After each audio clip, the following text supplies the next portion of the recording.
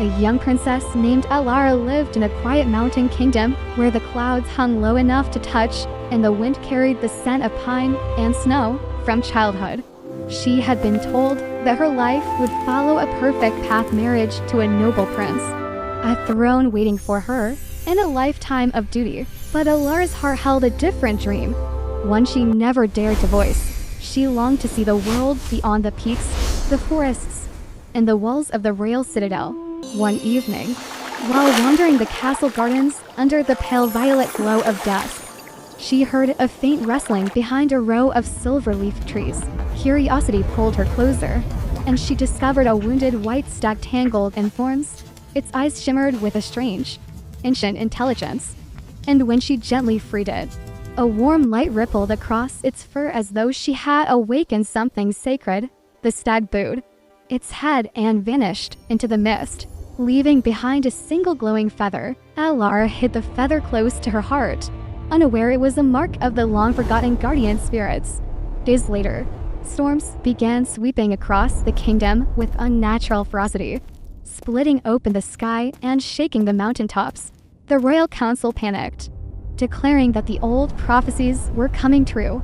A darkness sealed centuries ago was rising again, and only one chosen by the guardians could restore the balance. When the sages saw the feather Alera carried, they knelt before her, revealing that she was the one destined to face the ancient shadow. Fear churned in her chest, but beneath it blazed a quiet courage she never knew she had. Refusing to let her people suffer, Alera set out alone, following the path the white stag had once taken. The journey led her through frozen valleys, across whispering forests, and into deep caves lit by blue fire.